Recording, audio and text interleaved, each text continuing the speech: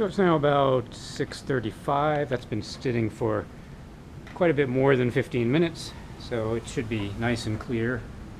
Yeah, nice clear yellow solution over some drying agent. See, the drying agent is still free flowing. Once I stop the swirling, so that's nice and dry, we can decant it and rotovap it off. So in there it's about 50 milliliters. I usually don't want to fill these more than 2/3 full, so we should be fine. Just try not to take any of the drying agent in the flask.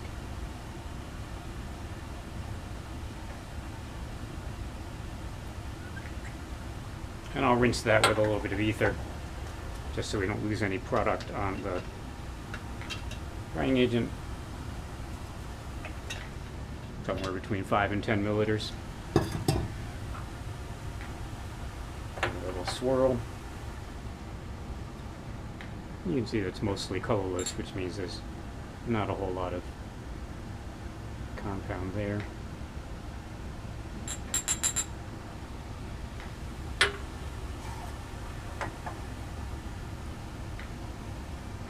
Now I can take this pale yellow solution over to the Rotovap. We'll turn the power strip back on, making sure this stopcock is closed, and we turn the pump on. Just double check, make sure the water is still flowing through the condenser coils, which it is. We're going to turn the water bath on just to about 30, just so it doesn't cool down as the ether starts evaporating. And we will attach the flask. The cat clip. Making sure to put it the right way up so we don't break the cat clip. We want to start that spinning. And the sweet spot's usually about there, where we get our maximum rotation. Close the system. And then we will open up this stopcock, and you'll hear the pump sound change as it starts pulling air, which means that we've actually connected the vacuum to the system. I'm going to keep an eye on that because sometimes the ether bumps. So what I'm going to do is set this little slot so it's letting a little bit of air in, and use my thumb to control the pressure. And just kind of watch that bubbling rate. I don't want it squirting over. Especially if there's a little bit of dissolved air. Sometimes ether extractions have a tendency to bump on you. So every time I see it bubbling, so it looks like it's getting out of control, I just let a little air in. And once that bubbling stops and I start to see a little condensation here, a little dripping,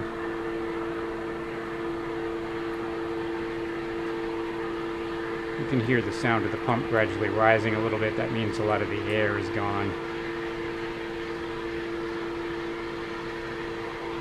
I can probably safely close that all the way up and then lower this down into the water bath, just so that the ether is submerged.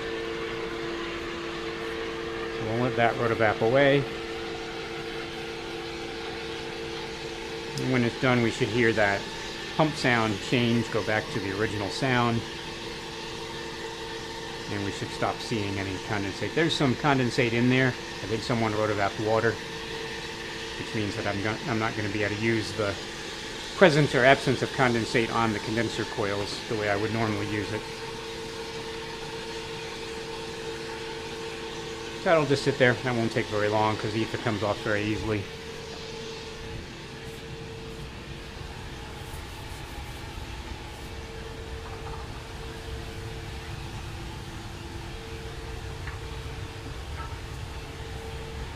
And since this is just sodium sulfate, and sodium sulfate is not toxic, I'm just going to go ahead and flush that down the sink.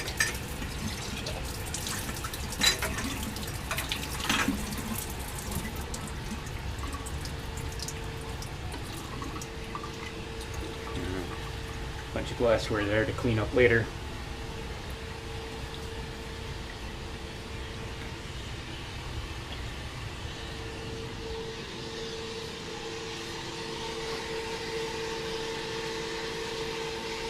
color of the water bath is almost the same as the color of the solution in the flask because the water is coming out very nasty. So I'll go ahead and I'll pour that out into the sink when I'm done today, along with draining the bucket like usual.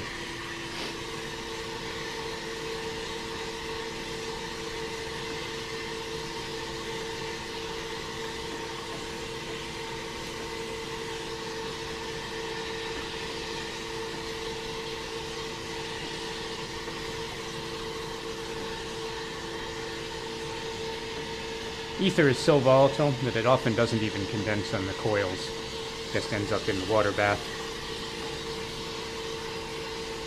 But you can see that the level of liquid is going down, so it's working.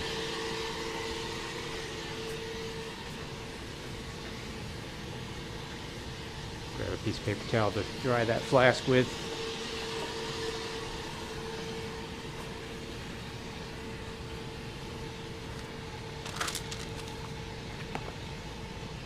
So we're going to be characterizing this by taking an IR, and what we're going to be looking for is the presence of the alcohol, the OH stretch, and the absence, hopefully, of the carbonyl. But we may still see a little bit of carbonyl because that aldol condensation byproduct has the carbonyl group in it. So to the extent that there's probably some of that in there, we'll see it. And then we're going to run a TLC in 95.5 mixture of hexane ethyl acetate, just 5% ethyl acetate, 95% hexane. The catch is that the starting carbonyl compound doesn't have any aromatics groups in it, so this compound will not be UV active. So we'll have to detect it by staining it. We should be able to see this one without stain because of the aromatic ring. I'm not going to run that TLC today though, but I am going to run the IR. So we need some sodium chloride plates. Got a set of sodium chloride plates sitting right here. My IR will open up Omnic.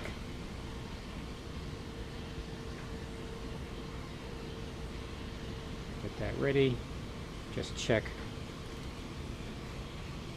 So we've got the wrong configuration file open here for some reason. I need to open up the IS5 acquisition and save that and make sure that's the default configuration.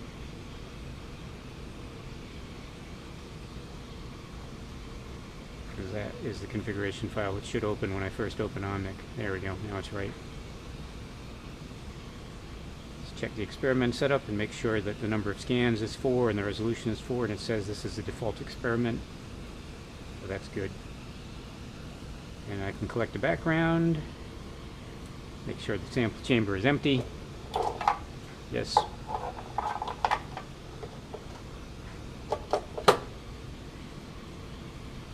And that background will be good enough for when I actually have my sample, assuming there are plates in here. CO2 in the middle, a little bit of hydrocarbon, some water vapor. That's what the background should look like. Close that, no need to save it.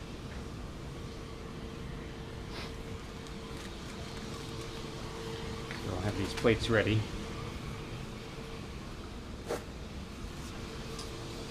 A Kim wipe to set them on, and a glass stirring rod out.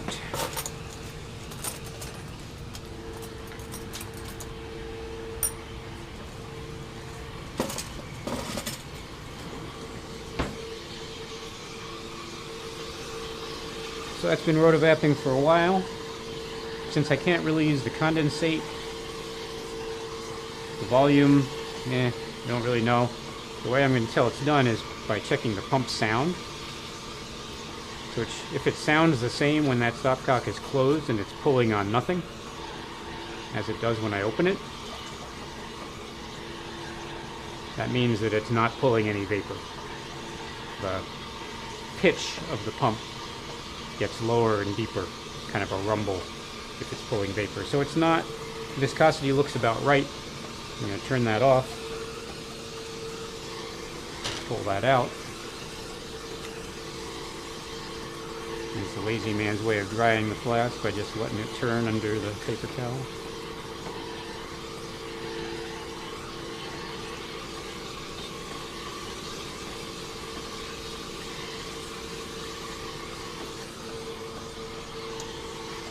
And then I want to open up the system and let some air in before I turn off the rotation. I don't need that anymore. Turn off the water bath. Okay, stop the rotation. And pull that guy off of there. And I always take this off too, to make sure that it doesn't get stuck. Leave that. Last thing to turn off the Rotovap is to open that up so it's pulling air, and then turn off the pump. We can close that guy. Turn that off. Actually, I don't want to turn that off yet because I'm going to drain this bucket a bit. And we're going to drain that bucket. And we're just going to pour that water away. Move my flask out of the way so I don't knock it over.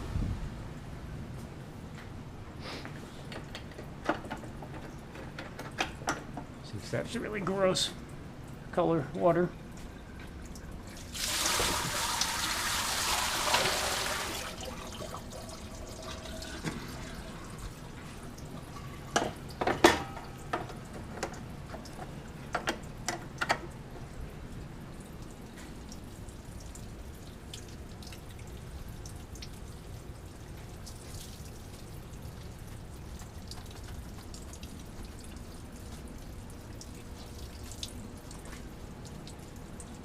So I need to not forget that I'm doing that because I don't want this to go all the way dry.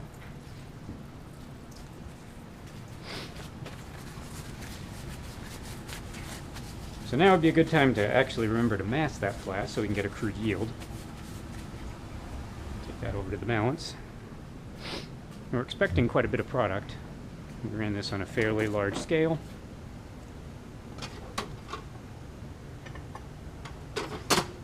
But we're also expecting it not to be very pure initially. Right. It's kind of an orangey, nice clear orange liquid.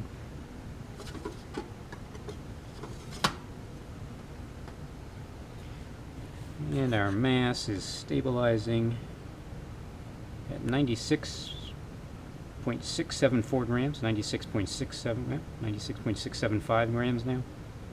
Do I hear 676? Looks like 96.675 grams is a stable mass, so we can get our crude percent yield.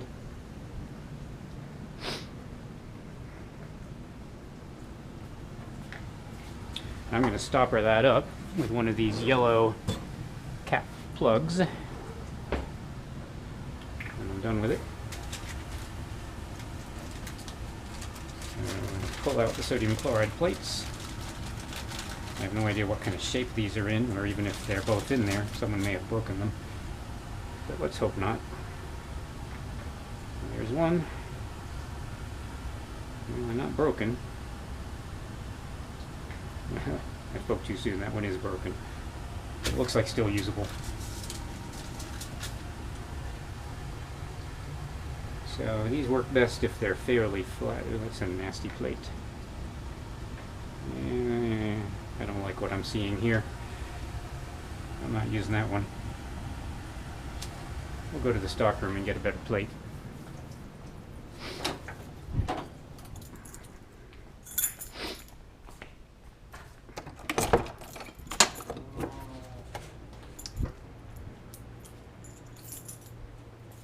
Assuming I can find the sodium chloride plates in the stock room, that is.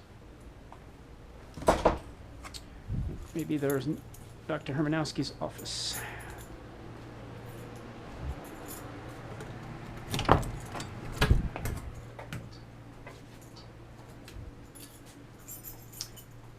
IR supplies. Opened NaCl plate pieces.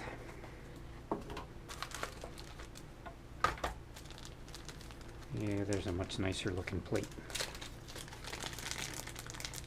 It's also broken, but it's thicker and better.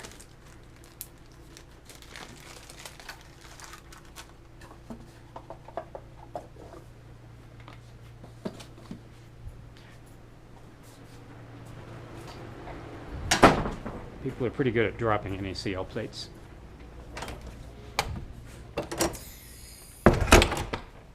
Alright, so now I have two good plates.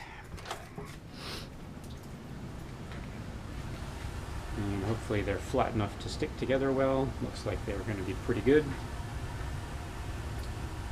We're just going to take a drop of this or two, set it in the middle.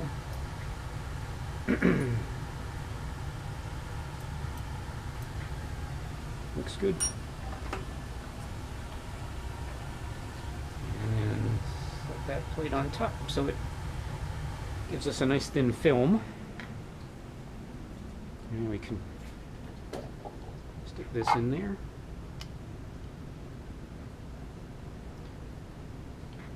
And try to make sure that the film is actually where the IR beam is going to go through.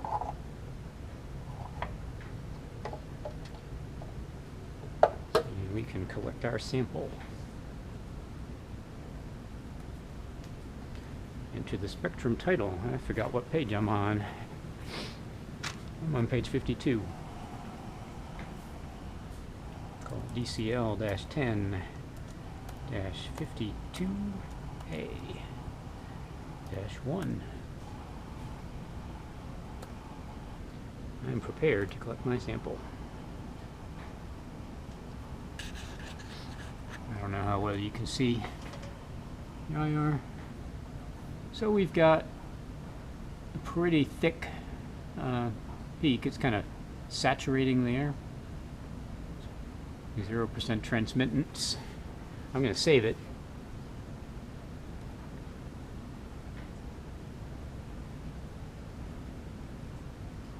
Under my file.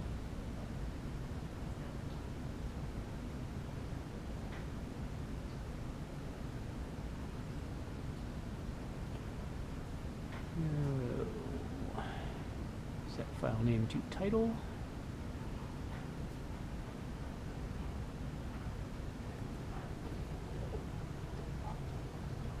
But then I'm also going to try to thin that out a little bit.